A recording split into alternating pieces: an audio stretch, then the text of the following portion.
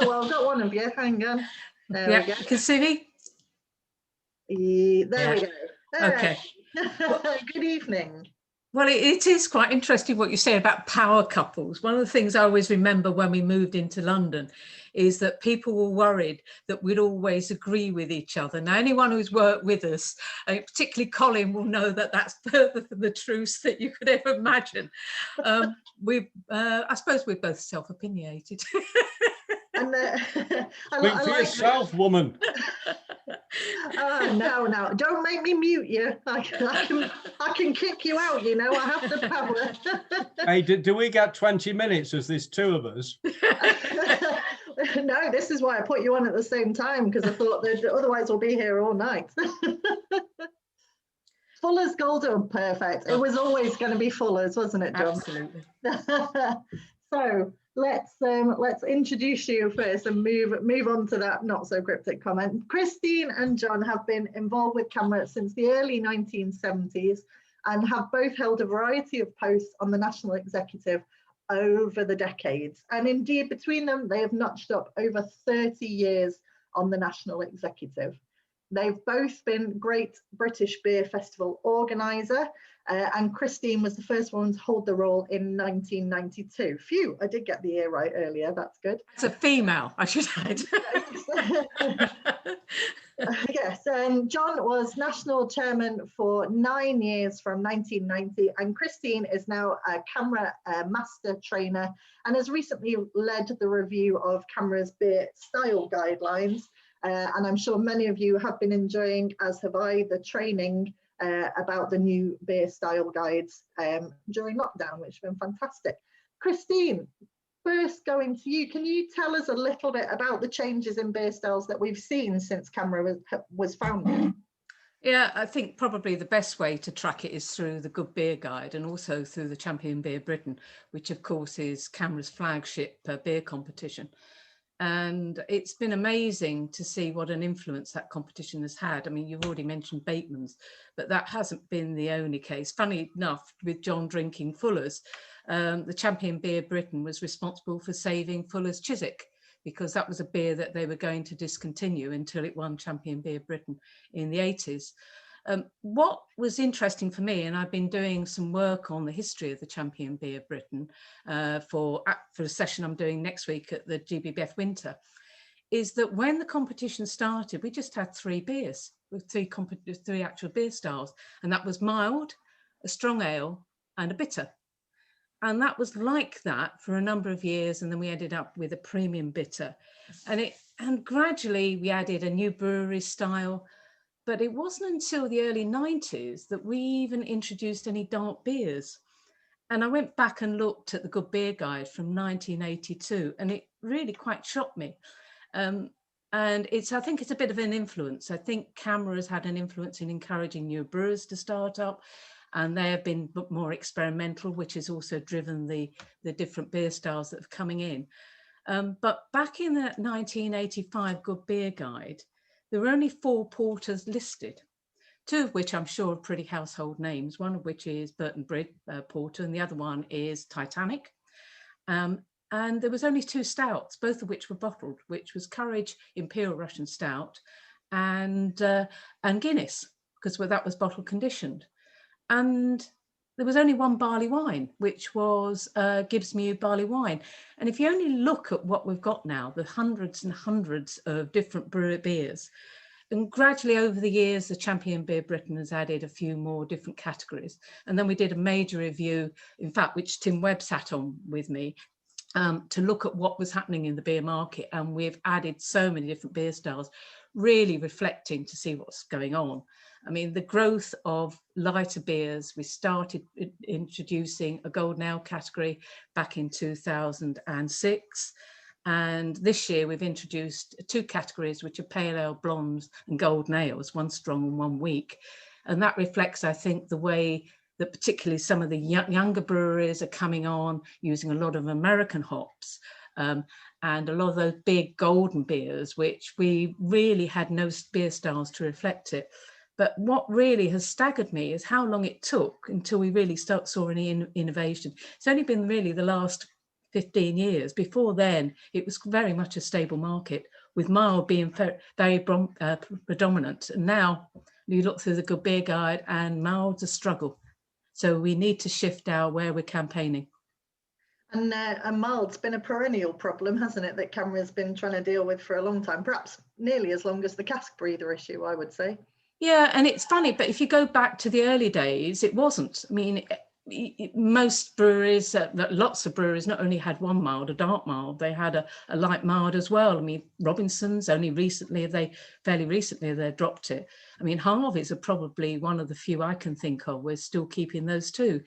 And I think, I don't think we should keep beer styles for the sake of keeping beer styles, but I think it'd be a shame if we lose some of these. But we have to acknowledge the fact that the market's moved on. I mean, we've introduced, for example, brown ales and red ales. Now, particularly a lot of those are American hopped, but that's reflecting what the market wants. And I don't think we can sit back and say, you know, we need to sit in cotton wool, because that's not what people are drinking. And CAMRA's always been a broad church and embracing different beer styles and different ways of drinking. And that's what we should be doing. I mean, you can't believe the number of lagers that are out there now. And that I was doing a quick tally of the number of IPAs on our internal system, our brewery information system. There are 900 real ales on either bottled or cask, which are called IPAs now on that system. 900. Incredible. It's amazing. And of course, CAMRA's kind of documents the change in tastes in real ale over the years, like you say. So quite a few milds have actually won Champion Beer of Britain over the decades. So it's interesting to think whether that will come back round again. They've won it 6. We've run 41 competitions, and they've won 6 times. In comparison, golds, pales, and that sort of blonde character have only won 6. The biggest category has by far been the bitters, but there again, they've been around a lot longer. It might even up with time. Lovely. Well, I don't want to leave John getting too restless here, so I'll ask you a little question as well, John. Get your input. I wanted to talk to you about breweries, because you've been a BLO for quite some time, big and small breweries over the years. But you said that there was one in particular you wanted to talk about, and I guess it's the one that you're drinking. Yes, I think you've guessed it already. It's the one that we are drinking. I chose Fuller's as I was the brewery liaison officer. I followed in the footsteps of some great people. One of me is on the screen about 1 inch below, which is my good lady wife, who was the liaison officer. I also wanted to mention, though, a deceased former national chairman who was a great friend of ours, Jim Scanlon, who did the job for a long time, an inspiration to me. But Fuller's in many ways mirror, you know, the successes and the challenges that CAMRA face. But what I should have known, but I didn't really until I thought about it for tonight, is it is the only brewery left in London that was brewing 50 years ago. It's the last brewery standing and the last brewery brewing, and everybody else has gone in the 50 years between then and now. And really, who would have thought that a bunch of upstart, stroppy beer campaigners would create an organization that was still here, and those mighty brewing titans like Watney Mann and Truman, Charringtons and Whitbread would all be decimated and gone. And Fuller's, very much like Bateman's, they were on their way out of the cask game. They've made the decision to leave. Absolutely, they'd made a decision to leave in true British, or in perhaps English fashion. I don't want to upset Mr. Valentine.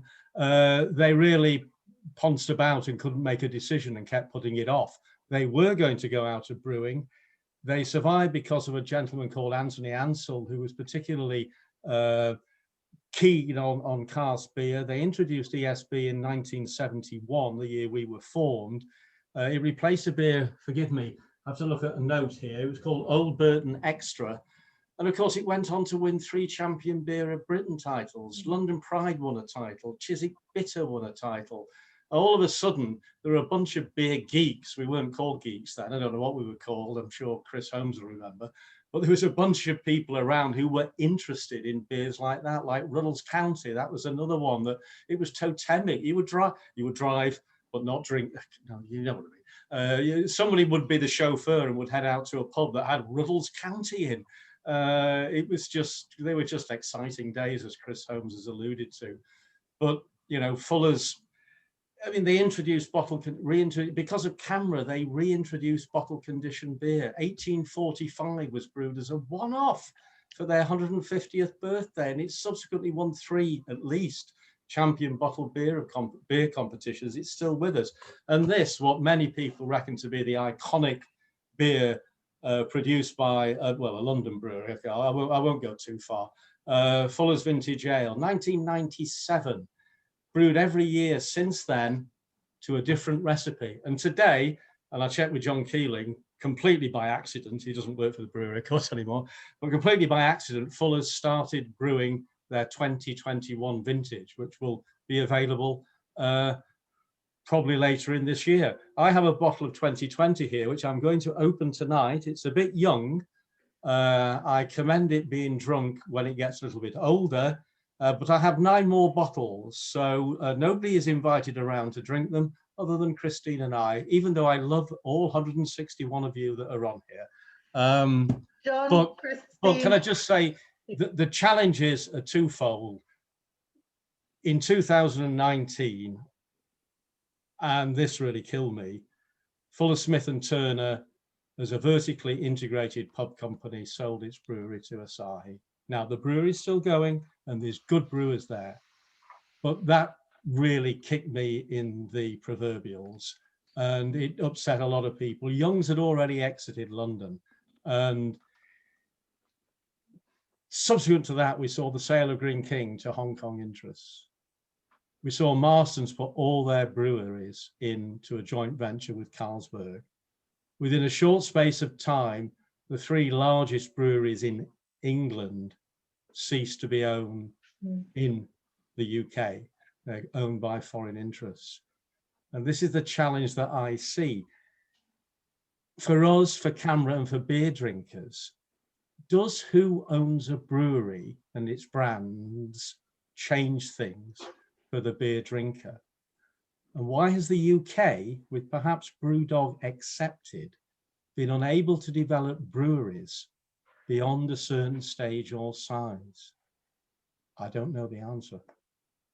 Something for us all to mull over, I think. But I hate to cut you off, John, because I could literally sit and chat to you and Christine all night, as with all of my guests, to be honest. But I have a CAMRA founder next, so I'm afraid you get booted off because I need to talk to Graham Lees. And if I can, I might go double and bring in Bill Meller as well. So I hope you understand. Well, just asking about our trip to Czechoslovakia. I think it was still Czechoslovakia there. Whether Mr. Lees can still remember, because he's got a bit old now. But thank you both so much for joining us tonight. It's been a real pleasure to speak to you both, and hopefully see you in the flesh at some point soon. Cheers.